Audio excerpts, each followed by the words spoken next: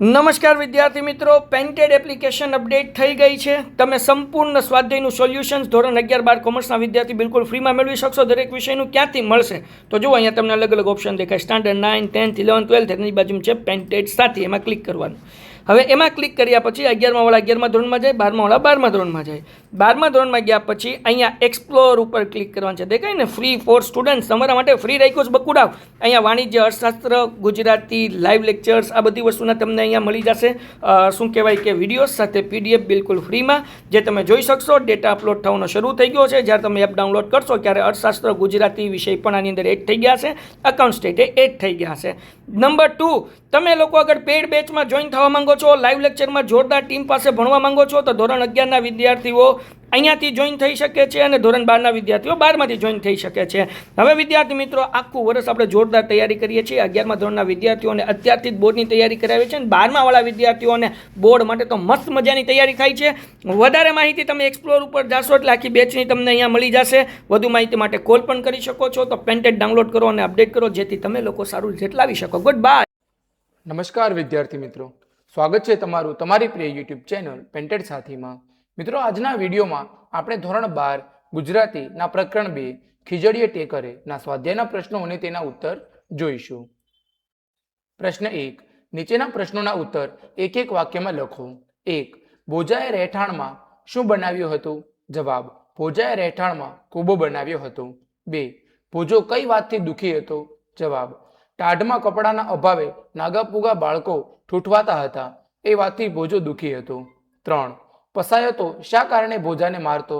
જવાબ: ગુનાની પરાણે કબૂલાત કરાવવા અને મુદ્દામાલનો પતો મેળવવા તેમજ એ સ્થળ બતાવવા પસાયતો ભોજાને મારતો. 4. ખીજડીયાના ટેકરાનો લોકો શો ઉપયોગ કરતા? જવાબ: ખીજડીયા ટેકરાનો ઉપયોગ લોકો નાના મૃત બાળકોને દાટવા માટે કરતા. 5. ભોજાએ ઇનામમાં શી માંગણી કરી? શા માટે? જવાબ: ભોજાને નાના બાળકો હતા, ઠંડી પુષ્કળ હતી, ઠંડીમાં ઠૂંઠવાતા બાળકોને ભોજો જોઈ શકતો ન હતો, તેથી તેણે ઇનામમાં લુગડાની એક એક જોડી માંગી. પ્રશ્ન 2. નીચેના પ્રશ્નોના 2-3 વાક્યમાં ઉત્તર લખો. 1. ભોજાએ રાત્રિએ શો નિર્ણય કર્યો? તેનું શું પરિણામ આવ્યું? જવાબ: ભોજાએ રાત્રિએ માધ્યાના હાટના ખોખરા કમાડ ગણેશિયાથી ઉગાડ્યા. હાટમાંથી કાપડ ઉગાડીને ઘર ભેગું કરી દેવાનો નિર્ણય કર્યો. જોકે એમ કરવા જતાં પકડાઈ જવાનો ડર લાગ્યો. એને થયું કે ઢોરમાર સહન થશે નહીં, એવા વિચારથી એ જોખમ કેળવાનું માંડી વાળ્યું. 2. પોસ્ટમાસ્ટરના જીવનમાં શી ઘટના બની? જવાબ: પોસ્ટમાસ્ટરના જીવનમાં વર્ષો પછી પુત્ર પ્રાપ્તિ થઈ. નસીબમાં નહીં હોય તેથી પુત્ર જન્મ્યા પછી મરી ગયેલો. પોસ્ટમાસ્ટરને તેથી ભારે આઘાત લાગ્યો. એ બાળકની પાછળ તેને સારું એવું દાન પુણ્ય કર્યું. માધવજીની દુકાનેથી ઊંચામાં ઊંચું રેશમી કાપડ લઈને મૃત બાળકોને તેમાં વીંટાળી ખીજડીએ ટેકરે દાટી દીધો. પ્રશ્ન 3. ભોજો પોસ્ટમાસ્ટરનો ઉપકારી શી રીતે બન્યો? જવાબ: ભોજાએ ટેકરામાં દાટેલા પોસ્ટમાસ્ટરના મૃત બાળકના અંગ પરથી કપડું સરકાવી લેવાના ઈરાદાથી તેની કબર ખોદી. ત્યાં તો એ અચેત બાળક સળવળી ઉઠ્યું. ભોજાએ જોયું તો એ બાળક જીવતું હતું. ભોજો બાળકને લઈને પોતાના ઘરે આવ્યો. તેની પત્નીએ તેને પોતાની ગોદમાં લીધો. અનેક મનોમંથન પછી ભોજાએ પોતાના ગુનાની કબૂલાત કરી લીધી અને એ બાળકને પોસ્ટમાસ્ટરને સોંપી દીધો. આ રીતે જીવિત બાળક મળતા પોસ્ટમાસ્ટર અત્યંત ખુશ થઈ ગયો. આમ આ રીતે પોસ્ટમાસ્ટર અને તેના પત્નીનો ભોજો ઉપકારી બન્યો. પ્રશ્ન 4. પોસ્ટમાસ્ટરની પત્નીએ પોસ્ટમાસ્ટરને શો ઠપકો આપ્યો? તેનો પોસ્ટમાસ્ટરે શો જવાબ આપ્યો? પોસ્ટમાસ્ટરની પત્નીએ પોસ્ટમાસ્ટરને ઠપકો આપતા કહ્યું, હું તો તમને પહેલેથી જ કહેતી હતી કે દાટવા જવાની ઉતાવળ ન કરો, ડાક્ટરને તેડાવીને પાકી ખાતરી કરાવો, પણ તમે માન્યા નહીં. પોસ્ટમાસ્ટરે તેની પત્નીને જવાબ આપતા કહ્યું, આપણા ભાગ્યમાં હતો તો આ પાછો આવી પૂગ્યો ને. 5. ભોજાએ ઇનામમાં શી માંગણી કરી? શા માટે? જવાબ: ભોજાએ ઇનામમાં પોતાના બાળકોને પત્ની માટે એક એક જોડી કપડાં માંગ્યા, કારણ કે તેના છોકરા નાનકડા હતા અને તેની પાસે પહેરવાના કપડાં ન હતા અને અત્યંત ઠંડીમાં બાળકો હિજરાતા હતા અને પત્નીની આબરૂ ઢાંકવા પણ કપડાં ન હતા. પ્રશ્ન 3. નીચેના પ્રશ્નોના સવિસ્તાર ઉત્તર લખો. 1. ખીજડીએ ટેકરે પાઠમાં બનેલી ઘટનાનું વર્ણન કરો. જવાબ: ખીજડીએ ટેકરે પાઠમાં સૌપ્રથમ એ ઘટના બની કે પોસ્ટમાસ્ટરને ઘરે ઘણા વર્ષો પછી પુત્રનો જન્મ થયો, પરંતુ કમનસીબે તે જન્મ્યા પછી તુરંત મૃત્યુ પામ્યો. પોસ્ટ માસ્તરે તે હતભાગી બાળક પાછળ સારું એવું દાન પુણ્ય કર્યું. કાપડના વેપારીને ત્યાંથી કિંમતી રેશમી કાપડ લઈને તેમાં વીંટાળીને બાળકને ખીજડીએ ટેકરે દાટી દીધું.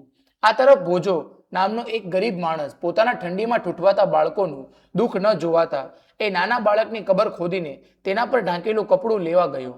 ત્યાં તો એ બાળક સળવળી ઉઠ્યું. પૂજાએ બાળકને ખાડામાંથી ઊંચકી લીધું અને પોતાના ઘરે લઈ ગયો અને અનેક મનોમંથન કર્યા પછી તે બાળકને પોસ્ટ માસ્તરના હાથમાં સોંપી દીધું. આમ પોસ્ટ માસ્તરના જીવનમાં તેનું મૃત બાળક પાછું આવ્યું. તેને ખુશ થઈને ભોજાને ઇનામ માંગવા કહ્યું તો તેણે પોતાના બાળકો અને પત્ની માટે કપડાં માંગ્યા. પ્રશ્ન 2. ખીજડીએ ટેકરે પાઠના શીર્ષકની યથાર્થતા ચર્ચો. જવાબ. ખીજડીએ ટેકરે પાઠમાં એ નાના ટેકરાનો ઉપયોગ નાના મૃત બાળકોને દાટવા માટે થતો હતો. તેની જમીન બહુ કઠણ ન હોવાથી સાદી નાની કોષ વડે પણ એનું ખોદકામ એકલે હાથે થઈ શકતું. ભોજાના નાના બાળકોના અંગને ઢાંકવા માટે પણ કપડાં ન હતા. ખાતર પાડવામાં પાવરધા ભોજાએ પોતાના ગામના પોસ્ટ માસ્તરના મૃત બાળકની કબર ખોદી તે બાળકના અંગ પરથી કપડું ચોરી લેવાનો વિચાર કર્યો. તે બાળકની કબર ભોજો ખોદે છે અને તે બાળકને સળવળતો જુએ છે. બાળક જીવંત હોય છે. ભોજો બાળકને લઈને ઘરે આવે છે અને પોતાની પત્નીના હાથમાં સોંપી દે છે. પછી તે બાળકને તે પોસ્ટ માસ્તરને સોંપી દે છે. આ આખી ઘટનાના કેન્દ્રમાં ખીજડીયો ટેકરો છે, જે ભોજો અને પોસ્ટ માસ્તર બંનેનું જીવન બદલી દે છે. આ રીતે આ પાઠનું શીર્ષક યથાર્થ ઠરે છે. પ્રશ્ન 3. 1. ટૂંક નોંધ લખો. ભોજાની વાડા ઉછેર પ્રવૃત્તિ. જવાબ. ભોજા હિરણા હેઠવાસના પટમાં ખીજડીયાના ટેકરાની નજીક દર વર્ષે તરબૂચનો વાડો તૈયાર કરતો. આડે દિવસે તેના કુટુંબને નદીના ખુલ્લા પટમાં પડ્યા રહેવું પડતું.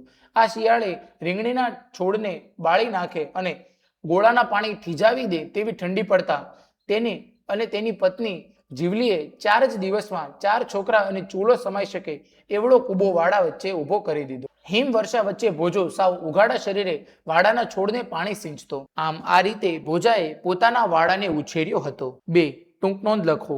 ભોજાએ કરેલું મનોમંથન. જવાબ.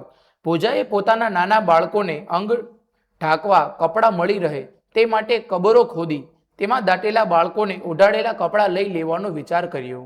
રાત્રે માણસોની અવરજવર ઓછી થાય તે પછી તેને ત્યાં જઈને કબર ખોદી અને જેવું મૃત બાળકને ઓઢાડેલું કપડું હટાવ્યું ત્યાં તો એ બાળક સળવળી ઉઠ્યું. જોયું તો બાળક જીવંત હતું. તેને થયું કે આ કોઈ ખવીસની રમત તો નહીં હોય ને. પોતાની આ પ્રવૃત્તિ જાહેર થઈ જાય તે પહેલાં આ સ્થળ છોડી દેવું એવું પણ વિચારવા લાગ્યો. તેને ચોરેલી વસ્તુ મૂળ જગ્યાએ પાછી રાખવાનો પણ વિચાર કરી જોયો, પણ પછી અંગ ઢાંકવા માટેના કપડાનું શું કરવું એ વિચાર પણ આવ્યો. લુગડું ઉતારી બાળકને પાછું હતું એમ દાટી દેવું એવું વિચારી એ ધ્રુજી ગયો. તેને વિચાર્યું કે આમ કરવાથી તો બાળ હત્યાનું પાપ લાગે.